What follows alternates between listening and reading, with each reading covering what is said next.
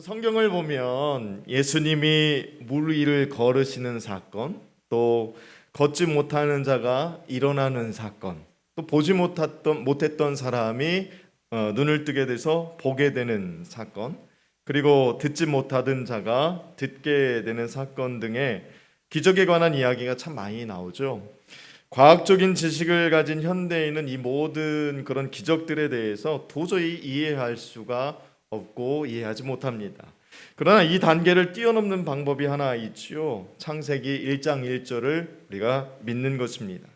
모든 믿음의 시작이 창세기 1장 1절에서 말하는 태초에 하나님이 천지를 창조하셨다라는 것을 믿는 것으로 시작합니다. 이건 뭘까요?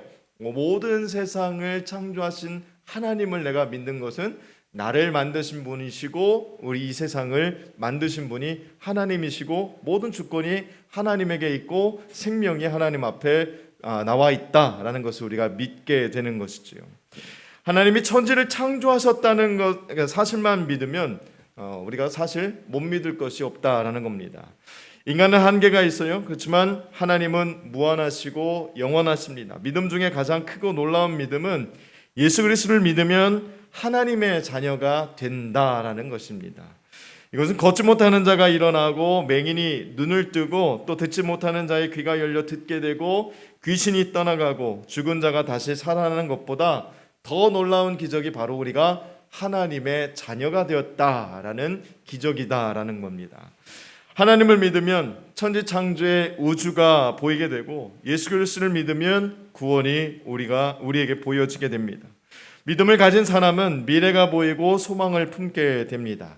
두려움이 사라지게 되고 믿는 구석이 생긴다라는 거죠. 여러분, 믿는 구석이 생겼다는 것은 인간이 살아가는 데 있어서 두려움과 어려움을 이겨내는 힘이 되기도 합니다.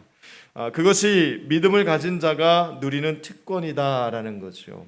믿음이 가득하게 되면 보지 못했던 것들이 보이게 되고 생각하지 못했던 것들이 초월적인 그런 능력이 우리 삶에서 나타나게 되는 줄 믿습니다.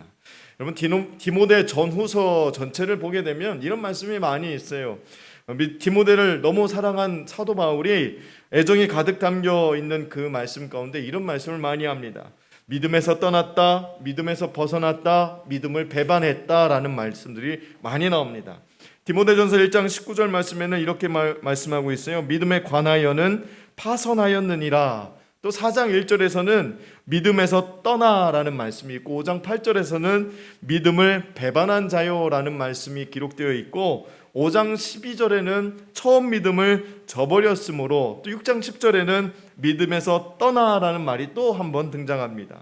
6장 21절에서 믿음에서 벗어났느니라 라는 말씀이 있고 디모데후서 2장 18절 말씀 가운데는 믿음을 무너뜨리느니라. 그리고 3장 8절에는 믿음에 관하여는 버림받은 자들이다 라는 말씀이 있습니다. 다 무슨 말씀이에요? 계속 반복적인 한 10번 가까이 되는 말씀으로 믿음에 대한 경고를 하고 있다라는 것을 볼 수가 있지요. 그래서 사도 바울은 끝까지 믿음을 지켜라 라는 말씀을 여러 차례 반복해서 강조합니다. 디모데전서 1장 19절에 믿음과 착한 양심을 가져라 라고 권면했고 4장 12절에서는 오직 말과 행실과 사랑과 믿음과 정절에 있어서는 믿는 자에게 본이 되어 라는 말씀으로 권면합니다. 또 6장 12절에서 말씀은 뭐라고 말씀하시냐면 의와 경건과 믿음과 사랑과 인내와 온유를 따르라 라고 말씀하고 있고 6장 12절에서 믿음의 선한 싸움을 싸우라 라고 말씀하고 있습니다. 또 디모데후서 1장 13절에서는 믿음과 사랑으로서 내게 들은 바 바른 말을 본받아 지키고 라고 말씀하고 있고 2장 22절에서는 의와 믿음과 사랑과 화평을 따르라 라고 말씀하고 있습니다. 마지막으로 3장 14절에서는 너는 배우고 확신한 일에 거하라 라고 말씀합니다. 다 뭐에 대해서 권면하고 있는 거예요? 믿음에 대해서 권면하고 있는 거예요. 우리가 믿음을 갖기 때문에 하나님 앞에 나와서 예배하는 거잖아요. 근데 예배를 드림에도 불구하고 그 믿음이 흔들리는 것을 바라본 사도 바울이 믿음에 대해서 지속적으로 권면하고 우리가 분명히 가져야 될 중요한 우리가 그런 자세다라는 것을 이야기하고 있습니다. 여러분, 이렇게 사도 바울이 디모데에게 믿음에서 떠난 사람들에 관한 이야기를 많이 하고 믿음을 지키고 믿음의 싸움을 하라고 반복해서 권면한 이유가 뭘까요? 실제로 믿음을 계속 지켜나가기가 그다지 그렇게 쉽지 않다라는 데에서 기인하고 있습니다. 믿음으로 인한 여러 어려움과 고난이 있기 때문에 대적 마귀가 우는 사자와 같이 두루다니며 삼킬 자를 찾고 있기 때문에다라고 이야기하고 있습니다. 믿음을 계속 지켜나가는 것은 우리에게는 싸움과도 같습니다. 여러분, 믿음을 계속 지켜나가면 얼마나 좋겠습니까? 여러분, 한때 한국 교회가 1200만 명 넘는 그런 성도 수를 가지고 있었어요. 근데 그 많은 사람들이 믿음을 계속 지켜나갔다고 한다면, 믿음을 여전히 유지하고 믿음의 성장을 이루어갔다고 한다면, 지금 한국교회는 수많은 사람들이 하나님 앞에 구원받은 놀라운 역사를 이루는 놀라운 그런 기적을 볼 수 있었을 것입니다. 근데 그렇진 않았다라는 거죠. 그죠? 최근에 코로나로 인해서 많이 또 떨어져갖고 수많은 교회 안에서 문제들이 터지게 되면, 물론 뭐 교회 문제도 있긴 하겠지만 또 떨어져 나가고, 또 자신들의 싸움에서 또 떨어져 나가고, 자신들이 경험하는 모든 어떤 어려움 속에서 또 떨어져 나가는 것들을 우리가 보게 되죠. 그래서 믿음을 우리가 계속 유지해 나가는 것은 어쩌면 큰 싸움이다라는 것으로 우리가 이해할 수가 있습니다.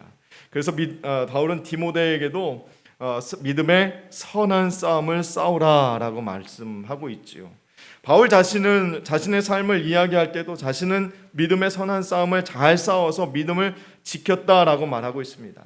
디모데후서 4장 7절 말씀에 이렇게 말하고 있죠. 나는 선한 싸움을 싸우고 나의 달려갈 길을 마치고 믿음을 지켰으니라고 말씀하고 있습니다. 여러분, 이와 같이 믿음의 삶은 영적 전투의 삶이라고 말할 수가 있다라는 거죠. 우리를 자꾸만 흔들잖아요. 우리가 자꾸만 넘어지게 만드는 것들이 있습니다. 우리가 자꾸만 믿음으로 바라보지 못하게 막는 것들이 여전히 우리 앞에 존재하고 있다라는 겁니다. 그러므로 우리는 믿음을 지켜나가기 위해서 또한 더욱 성숙한 믿음으로 나아가기 위해서 우리의 믿음을 무너뜨리는 불신의 모습을 철저하게 제거해야 될 필요가 있다라는 겁니다. 여러분, 우리가 믿음으로 살아가려고 할 때 우리가 제거해야 될 불신의 모습은 과연 뭘까요? 어떻게 참된 믿음으로 주님을 섬길 수 있을까를 한번 생각할 수 있게 되기를 소망합니다. 믿음을 지키기 위해서 첫 번째, 우리는 원망하고 불평하는 잘못된 믿음을 우리의 영적 모든 감각 속에서 벗어 던져야 될 줄로 믿습니다. 오늘 본문을 통해서 우리가 첫 번째로 제거해야 될 것은 원망하고 불평하는 잘못된 믿음이다라고 말씀하고 있어요. 믿음은 너무나 광범위한 것이기 때문에 크게 두 가지 컨셉을 잡고 이해해야 됩니다. 첫 번째는 믿음이라고 다 믿음이 아니다라는 거지요. 내가 믿는 믿음이 가짜일 수 있다라는 거예요. 내가 생각한 믿음, 내가 꿈꾸는 믿음, 내가 설계하고 디자인한 믿음은 진짜가 아니라 믿어지지 않는 믿음을 내 라이프 스타일에 맞춰 억지로 끼워 맞추는 것입니다. 그것은 단연코 내 머리 그리고 내 지식에서 그리고 남에게 보여주기 위한 믿음을 직접 만들어내는 것이지 결코 하나님의 것이 아니다라는 것을 우리가 금방 알아차릴 수가 있습니다. 우리는 이런 믿음에 속고 살아왔다는 것입니다. 그러면 하나님이 주시는 진짜 믿음은 뭘까요? 아주 단순하죠. 내 생각, 내 지식, 내 합리성, 그리고 내 신념, 즉 앞에서 말한 나의 라이프 스타일에 맞춘 믿음을 모두 다 벗어버리고 오직 하나님의 말씀으로부터 나오는 믿음이어야 된다라는 것입니다. 이 말은 무엇일까요? 도저히 이성적으로 납득이 되지 않는다 할지라도 하나님의 말씀이라면, 또 내 삶에서 거부되더라도 순종하는 마음이 우리 안에 있어야 된다는 거죠. 하나님의 말씀은 실제이고 살아계셔서 역사하시는 역동적인 우리에게 부어지는 놀라운 은혜의 말씀인 줄 믿으시길 주의 이름으로 축복합니다.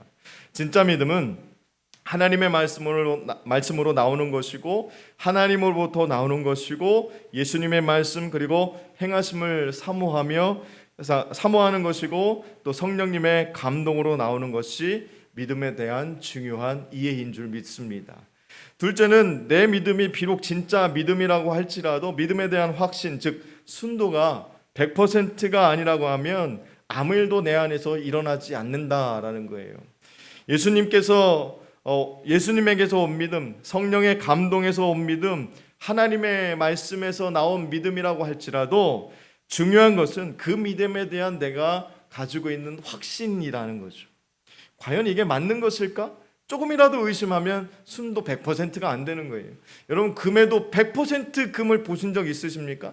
99.9999이죠. 그죠? 99. 뭐뭐뭐 해가지고 완전히 100%가 없는데, 그만큼 100%를 채우기라는 것은 쉽지가 않습니다. 우리가 믿음으로 하나님의 말씀을 바라봤을 때 그것이 내가 믿어지게 되어야 된다는 거죠. 그것에 대한 확신이 내 마음 가운데 있어야 되는 거예요. 조금이라도 의심하게 되면 내 믿음의 순도가 떨어지게 되는 겁니다.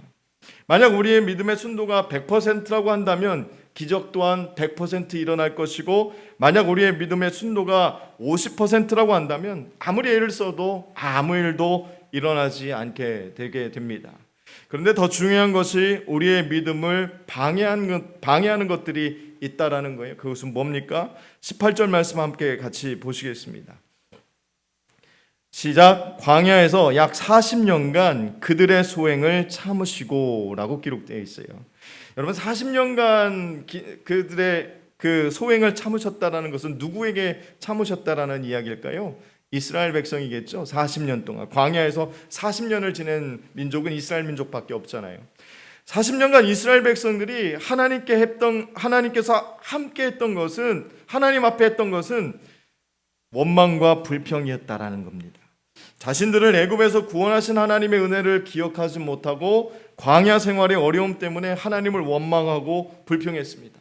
마실 물이 없다고 불평했고, 고기가 없다고 불평했고, 힘들어 죽겠다고 불평했고, 춥다고 불평했고, 수없이 불평하면서 하나님을 원망하면서 살아왔던 민족이 이스라엘 민족이었다라는 거죠.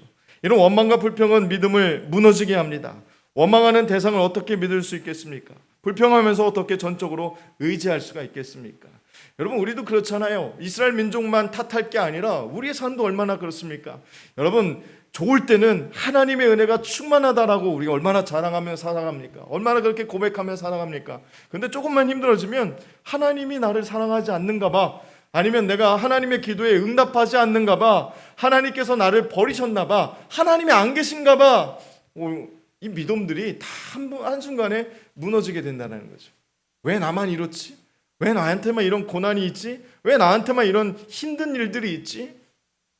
왜 저 사람은 나한테 이렇게 힘든 말을 하지? 힘들게 나를 왜 자꾸만 괴롭히지라는 불평과 원망들이 있다라는 거죠. 그 대상이 사람에게서부터 점점 누구에게로 가냐면 하나님에게로 옮겨지는 겁니다. 그러다 보니까 내 믿음이 자꾸만 무너지게 되는 거예요. 여러분, 그렇다면 이렇게 원망하고 불평하는 이유가 뭘까요? 우리를 향한 하나님의 목적을 보지 못하기 때문에 그렇습니다. 자신의 눈앞에 있는 어려움만 보기 때문에 하나님은 이스라엘 백성들에게 광야를 주신 것이 아닌데 그 광야를 보는 거예요.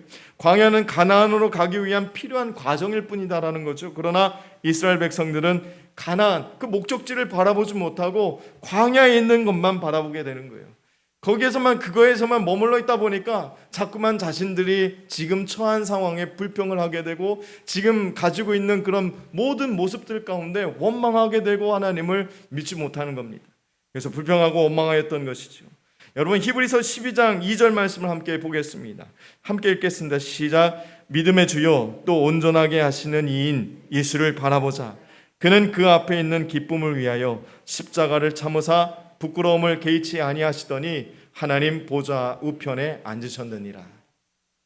여러분, 예수님은 그 앞에 있는 기쁨을 위하여 십자가를 참으셨다라고 기록하고 있습니다. 여러분, 이게 우리가 예수 그리스도로부터 우리가 닮아가야 될 신앙의 자세인 줄 믿습니다. 여러분, 예수님 닮겠다라고 수없이 고백하잖아요. 수없이 예수님 닮고 싶어요라고 이야기하잖아요. 그럼 이런 모습을 우리가 좀 닮아가야 되지 않을까요? 어떻게 말씀하고 있습니까? 믿음의 주요 온전케 하시는 예수가 어떻게 했습니까? 기쁨을 위해서 십자가를 참고 부끄러움에 개의치 않았다라는 거예요. 그러면서 하나님 우편에 결국에는 앉게 되었다라는 겁니다. 우리에게 똑같이 적용해 본다면 어떻게 말씀을 적용할 수 있을까요? 여러분, 현재 처한 상황, 현재 있는 환경, 현재 우리가 겪고 있는 수많은 일들, 해결되지 않는 문제들, 이런 문제들 가운데 좌절하고 넘어지고 무너뜨리는 것이 아니라 그 가운데서 기쁨으로 참고 견뎌내면, 십자가를 붙들고 나아가면 그 뒤에 보이는 하나님의 거룩한 영광이 우리 가운데 있다라는 것을 우리가 보기를 주의 이름으로 축복합니다. 그것이 우리가 믿는 사람들의 소망이잖아요. 즉, 믿음이라는 것은 하나님이 주시고자 하는 최종적인 것을 기대하면서 오늘의 어려움을 인내하는 것인 줄 믿으시길 주의 이름으로 축복합니다. 여러분은 지금 무엇 때문에 힘들어 하십니까? 지금 너무 어려운 문제는 또 과연 무엇일까요? 혹 그런 상황과 환경 때문에 하나님을 원망하거나 하나님께 불평하고 계시지는 그렇지는 않습니까? 믿음의 눈을 들어 더 높은 곳을 바라보시고 더 멀리 바라보시기를 주의 이름으로 축복합니다. 지금 우리는 광야에 있는 것뿐이에요. 지금 우리는 광야예요. 여러분, 광야에서 잘 견뎌냈던 그 믿음의 2세들은 어떻게 됐습니까? 결국에는 약속의 땅 가나안을 들어가게 됐다라는 거죠. 우리의 소망, 우리가 결국 목적하는 것은 하나님의 영광의 그곳이 우리가 바라봐야 될 믿음의 공간이다라는, 믿음의 장소다라는 것, 믿음의 시간이다라는 것을 우리가 잊지 않기를 주의 이름으로 축복합니다. 우리가 믿음으로 인내한다면 그 은혜와 축복은 곧 우리에게 주어질 것이다 라는 것입니다. 여러분, 두 번째 우리가 기억해야 될 것은 세상을 의존하는 잘못된 믿음을 제거해야 된다라는 겁니다. 여러분, 세상을 의존하는 것은 잘못된 믿음이죠. 은혜는 하나님의 단어이지만 믿음은 인간이 소유해야 될 단어입니다. 다시 한번 우리 한번 따라할 거예요. 은혜는 하나님의 단어이다. 믿음은 인간이 소유해야 될 단어이다. 중요한 얘기잖아요. 중요한 얘기예요. 우리는 믿는 주체가 내 자신이기 때문에 믿음이 나로부터 시작한다고 착각하면서 살아갑니다. 여러분, 생각해 보면 믿어진다는 것이 참으로 신비하죠. 내가 다 알아서 믿는 것 같고, 깨달아서 믿는 것 같고, 배워서 믿는 것 같고, 내 이성에 맞아서 믿는 것 같지만 사실 따져보면 그것이 아니다라는 거죠. 노력으로 얻을 수 없고 지식으로 얻을 수 없습니다. 여러분, 지식으로 얻으려다 하다 보면 오히려 이성적이 되어버릴 수가 있어요. 그러면 어떻게 됩니까? 이성적으로 성경을 바라보면 아무것도 내 이성에 맞는 것이 하나도 없어요. 여러분, 이성적으로 생각해 보세요. 여러분, 죽은 사람이 어떻게 돌문을 열고 나올 수가 있겠습니까? 여러분, 어떻게 바다가 갈라져서 수많은 사람들이 그 바다 한가운데를 걸어서 지나갈 수가 있겠습니까? 여러분, 이성적으로 따져보면 오히려 믿음이 더 안 생긴다라는 거죠. 여러분, 그래서 믿음은 하나님이 주시는 것인 줄 믿으시길 주의 이름으로 축복합니다. 그래서 은혜라고 말하는 거예요. 믿음을 갖게 된 것은 은혜고, 우리가 하나님을 믿게 된 것은 축복이고 선물인 줄 믿으시길 간절히 소망합니다. 믿음에는 여러 단계, 여러 종류의 믿음이 있습니다. 그렇다면 믿음의 최고봉, 믿음의 완성은 뭘까요? 예수 그리스도이신 줄 믿으시길 바랍니다. 어떤 과정을 통해 믿음이 내 안에 생겨났다고 하더라도 믿음의 결론은 예수님으로 고백되어야 될 줄로 믿습니다. 이것이 세상의 믿음, 이성적인 믿음, 세속적인 믿음과 다른 점이다라는 거지요. 그리스도인의 참된 믿음의 특징은 예수 그리스도 안에서 발견되는 믿음이다라는 것입니다. 뿌리도 또 줄기도, 그리고 믿음을 통한 열매도 결국 결론은 예수 그리스도이심을 여러분 고백할 수 있기를 간절히 소망합니다. 그런데 믿음을 가지고 있다고 하면서도 여전히 예수님께로 집중되지 못하고 세상을 의지하는 잘못된 믿음을 소유하기 때문에 아무런 역사가 일어나지 않는 것도 있고, 우리가 고쳐야 될 이런 것도 믿음의 자세인 줄 믿으시길 바랍니다. 본문 21절을 함께 볼까요? 함께 읽겠습니다. 시작. 그 후에 그들이 왕을 구하거늘 하나님이 베냐민 지파 사람 기스의 아들 사울을 40년간 주셨다가. 여러분, 사무엘 시대에 이스라엘 백성들이 하나님께 자신들에게도 왕을 주세요라고 막 요구했어요. 우리에게도 왕 좀 주세요. 근데 이때까지만 해도 이 전까지만 해도 사람들이 왕은 누구라고 생각하고 있었어요? 하나님이라고 생각하고 있었어요. 하나님이라고 그렇게 믿고 있다가 자꾸만 눈에 보이는 왕을 요구하게 되는 거예요. 다른 주변의 나라들이 왕을 가지고 있으니까 우리에게도 왕을 좀 주십시오. 우리도 왕을 바라보고 왕이 시키는 대로 할 수 있게 해주십시오. 여러분, 믿음을 가진 사람들, 믿음의 백성들이라고 했던 이스라엘 백성들이 지금 왕을 요구하고 있는 겁니다. 여러분, 이 당시 이스라엘 백성들이 왕을 요구한 이유가 뭘까요? 왕이 있으면 그 왕이 자신들을 지켜줘서 더 행복하게 살 수 있을 거다라고 생각했기 때문에 그렇습니다. 그러면 하나님으로 만족하지 못했던 거예요. 그래서 하나님은 왕을 세워달라는 이스라엘 백성들이 하나님을 버려서 자기들의 왕이 되지 못하게 한 것이다라고 말씀합니다. 여러분, 사무엘상 8장 7절 하반절에 보면 이런 말씀이 있어요. 띄워주십시오. 함께 읽겠습니다. 시작. 이는 그들이 너를 버림이 아니요 나를 버려 자기들의 왕이 되지 못하게 함이니라. 여러분, 한마디로 하나님을 믿지 못할 뿐만 아니라 세상의 왕과 제도가 더 유익할 것이다 라고 생각하고 있는 거예요. 지금도 하나님을 전적으로 의지하지 못하고 세상의 물질, 세상의 권력을 의지하는 그리스도인들이 참 많이 있죠. 그걸 우리가 뭐라고 이야기하냐면 만몬을 섬기는 사람이라고 합니다. 만몬. 여러분, 그것들이 많은 것을 줄 수 있을 것이다라고 생각하는 거예요. 그래서 하나님을 믿는다고 말은 하지만 사실은 물질과 권력을 더 의지하면서 살아가는 사람들이 여전히 존재하고 있습니다. 그러나 우리는 기억해야 될 것입니다. 이 세상을 말씀으로 창조하신 분은 하나님이시다라는 사실을 잊지 않기를 간절히 소망합니다. 그래서 아까 제가 설교 초반에 우리가 절대 끝까지 놓지 말아야 될 믿음의 고백은 뭐라고 말씀드렸어요? 태초에 하나님이 천지를 창조하셨다.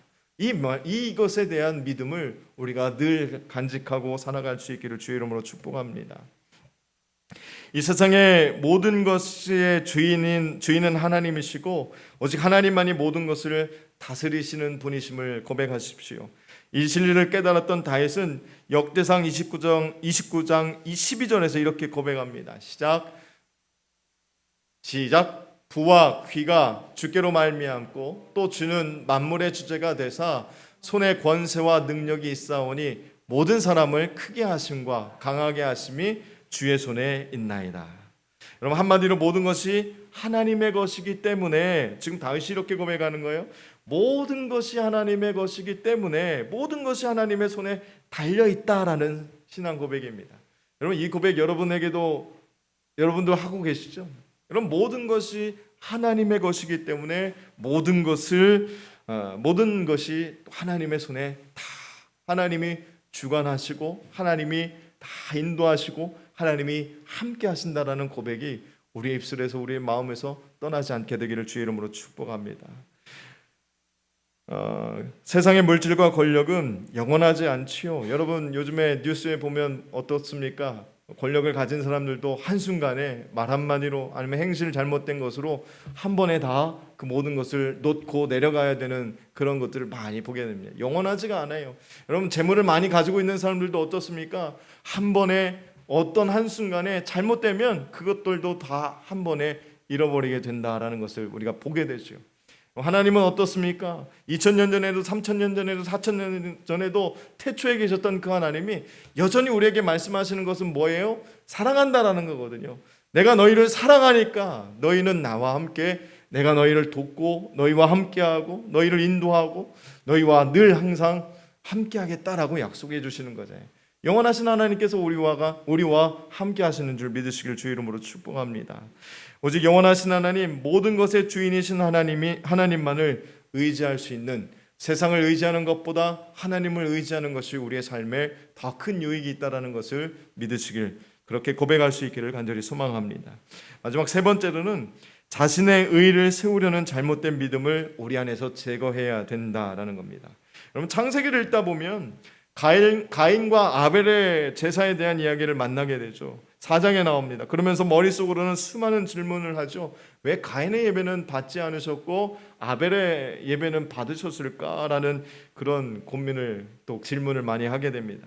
많은 설교를 통해서 믿음의 차이라고 듣게 되죠. 표면적으로 드러난 가장 중요한 차이는 하나님이 받으실 예배 방식을 어떻게 잘 따라서 순종하면서 예배했느냐에 따른 차이입니다.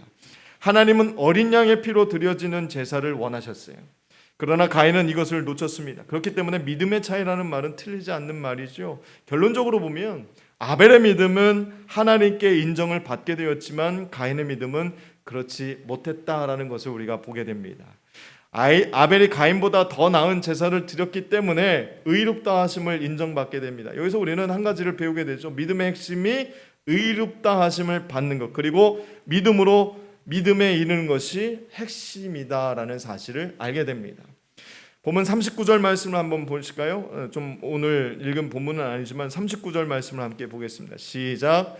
또 모세의 율법으로 너희가 의롭다 하심을 얻지 못하면 모든 일에도 이 사람을 힘입어 믿는 자마다 의롭다 하심을 얻는 이것이라. 여러분, 율법을 행함으로나 자신이 이룬 어떤 공로, 다시 말해서 자신의 의로 구원받는 것이 아니라 오직 예수 그리스도를 통하여 의롭다 하심을 얻게 된다라고 선포하고 있는 겁니다. 우리의 구원은 오직 예수 그리스도를 통해서만 얻게 되는 줄 여러분 우리가 잘 알고 있습니다. 다른 복음은 없다라는 거죠. 구원뿐만이 아니라 우리의 삶 속에서 자신의 의 그리고 자신의 영광을 세우려는 모습도 우리 안에서 제거되어야 될 줄로 믿습니다. 사람은 인정받고 싶어하고 칭찬받고 싶어하는 욕구가 있습니다. 그렇죠? 그래서 우리가 책에도 그런 얘기가 있죠. 칭찬은 고래도 춤추게 한다라는 말이 있습니다. 그런 제목을 달아서 책이 나왔는데 그만큼 사람들은 칭찬받고 싶어하고 다른 사람들에게 인정받고 싶어합니다. 당연한 거겠죠. 여러분, 꾸지람 듣고 싶어하는 사람이 누가 있을까요? 지적질 받고 싶어하는 사람이 누가 있을까요? 아무리 좋은 사람, 마음이 성품이 좋은 사람이라도 지적질을 여러 번 받으면 마음이 상하게 마련이에요. 우리에게도 똑같은 그런 마음이 있습니다. 그렇기 때문에 우리는 칭찬받고 싶어하고 다른 사람들부터 인정받고 싶어하고 참 잘한다, 아우 대단하다 이런 말을 듣고 싶어하는 거예요. 당신이 최고야라는 말을 듣고 싶어하는 거예요. 그래서 당신을 축복합니다라고 하면 여러분 눈이 초롱초롱해지잖아요. 당신을 사랑합니다 이런 말 얼마나 좋아합니까? 근데 우리는 오직 하나님의 영광을 위해서 살아야 되죠. 우리가 영생을 바라보면서 오늘도 기쁨으로 살아갈 수 있는 것은 하나님의 은혜와 사랑 때문이다라는 사실이죠. 그래서 사도 바울은 하나님께서 우리를 값을 주고 사셨기 때문에 하나님의 영광을 위해서 살아야 된다라고 말씀하고 있습니다. 고린도전서 6장 20절 말씀에 이렇게 말씀하고 있어요. 값으로 산 것이 되었으니 그런즉 너희 몸으로 하나님께 영광을 돌려라 라고 말하고 있습니다. 그리고 무엇을 하든지 하나님의 영광을 위해서 해야 된다라고 고린도전서 10장 31절 말씀에 기록하고 있습니다. 그런즉 너희가 먹든지 마시든지 무엇을 하든지 다 하나님의 영광을 위하여 하라. 이 말씀을 여러분 아멘으로 받으시고 구원에 있어서도 그리고 우리 삶에 있어서도 자신의 의의를 세우려는 불신을 철저하게 제거할 수 있게 되기를 주의 이름으로 축복합니다. 그리고 오직 하나님의 영광을 위하여 살아가시는 저와 여러분이 될 수 있기를 간절히 소망합니다. 그것이 진정한 믿음이다라는 거죠.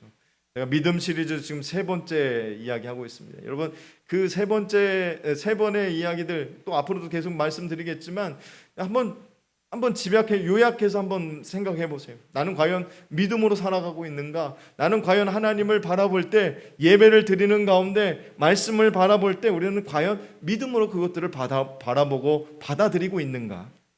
현대를 살아가는 우리의 마음속에는 불안과 두려움이 깊이 자리 잡고 있습니다. 그렇기 때문에 우울증, 신경쇠약, 불면증, 노이로제, 협심증 같은 병에 여러분 많은 사람들이 시달리고 있습니다. 점점 늘어가고 있지요.